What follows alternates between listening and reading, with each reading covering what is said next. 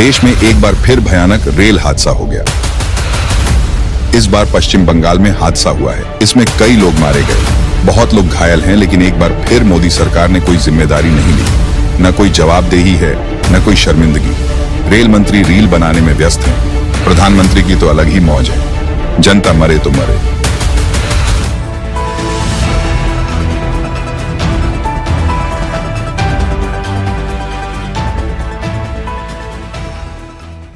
कवच समझा रहे थे, अभी आपको मैंने दिखाया कुछ दिनों पहले। कवच प्रणाली आई है। कवच प्रणाली क्या करेगी? एक ट्रैक पर अगर दो ट्रेनें चल रही होंगी तो पीछे वाली ट्रेन पर कवच से ब्रेक लग जाएगा, आपस में भिड़ंत नहीं होगी। क्या हुआ कल कवच का? ये क्या झुंझुने पकड़ाए जा रहे हैं देश को?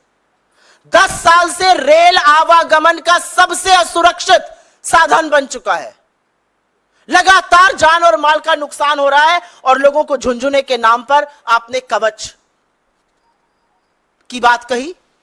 और ये क्यों हो रहा है? क्या एकदम से रेल फेल हो गई है? ये इसलिए हो रहा है क्योंकि नरेंद्र मोदी की सरकार और उनके मंत्री उदासीन हैं, अकर्मण्य हैं। उनको फर्क नहीं पड़ता कि गरीब गुर्बत में रहते हुए लोग, यंग लोग जो गाजर मूली की तरह भरकर रेल में आज जाने को मजबूर है, वो मर जाए, उनको फर्क नहीं पड़ता है।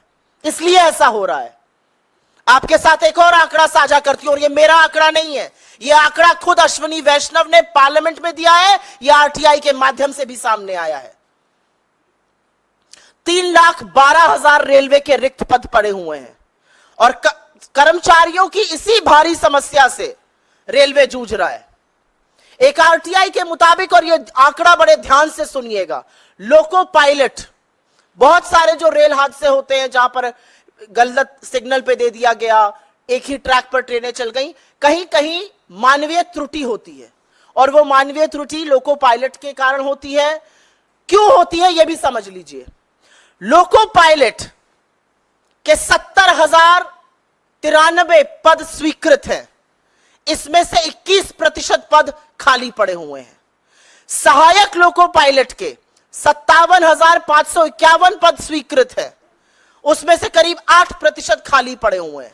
ये वो पद है जो रेलवे को सुरक्षित बनाने के लिए, सुचारू रूप से चलाने के लिए, लोगों को अपने गंतव्य से, एक गंतव्य से दूसरे गंतव्य तक सुरक्षित पहुंचाने के लिए इन पदों का रोल होता है। और 21% ये पद खाली पड़े हैं। इसके चलते लोको पायलट के ऊपर बहुत भारी दबाव है। 12-12, 14-14 घंटे वो काम कर रहे हैं और इस तरह की त्रुटियां हो रही हैं।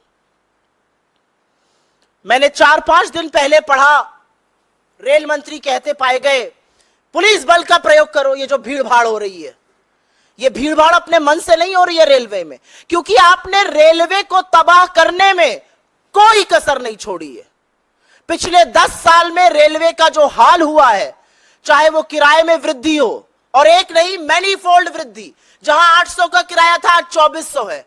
डायनामिक प्राइसिंग से कई बार तो रेल से कम किराया एयरलाइन का मिल जाता है। यह हाल आपने रेलवे का कर दिया है। क्यों ये लोग भीड़ भाड़ कर रहे हैं? कितनी किल्लत है ट्रेनों की, क्या अंदाजा है रेल मंत्री को?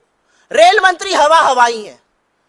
शायद वो महंगाई में, जैसे उनकी एक कोलीग ने कहा था, मैं लहसुन प्याज नहीं खाता, वो कहते मैं रेल से नहीं चलता। चलिए रेल से, एक स्लीपर में बैठिए, 200 किलोमीटर की यात्रा करिए एक स्लीपर कोच में बैठकर, तब आपको पता चलेगा कि हिंदुस्तान की असली जनता, AC 3 में बैठ जाइए, आप AC 2 में बैठ जाइए, आपको पता चलेगा कि हिंदुस्तान की जनता किस तरह से आज आवागमन करने को मजबूर है।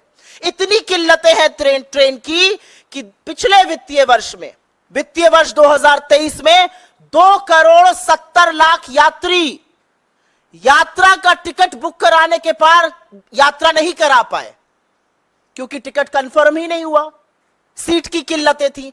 2,70,00,000 लोग एक वित्तीय वर्ष में यात्रा नहीं कर पाए, उनका ट्रेन का टिकट वेट लिस्टेड था, वो रह गए। और यह निरंतर बढ़ रहा है। इसके पहले वाले वर्ष में यह संख्या 1,63,00,000 थी, वो बढ़कर 2,70,00,000 हो गई।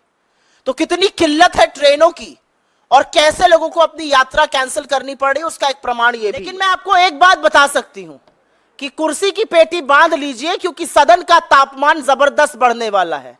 अब सदन उस जबरन, उस तानाशाही से नहीं चला पाएंगे जो पहले चलाते थे। कोई फर्क नहीं पड़ता स्पीकर कौन बने और डिप्टी स्पीकर कौन बने।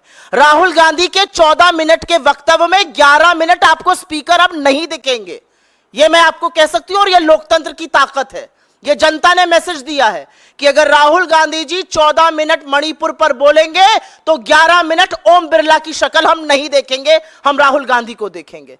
तो यह होने वाला है। सदन में जिस सदन में राहुल जी को नहीं संभाल पा रहे थे, वहां पर अब प्रियंका जी आने वाली हैं। इंडिया गठबंधन के बड़े बड़े प्रबल नेता, प्रखर वक्ता सब आने वाले हैं। क्या होगा बेचारों का? तो मुझे तो उनको अपनी अग्रिम सिंपैथी, अपनी अग्रिम कंडोलेंसेस बीजेपी को मैं देना चाहती हूं। अब सदन उस गुंडई से और उस तानाशाही से नहीं चल पाएगा। हमारे चैनल के साथ जुड़ने के लिए सब्सक्राइब करें और बेल नोटिफिकेशन दबाना ना भूलें।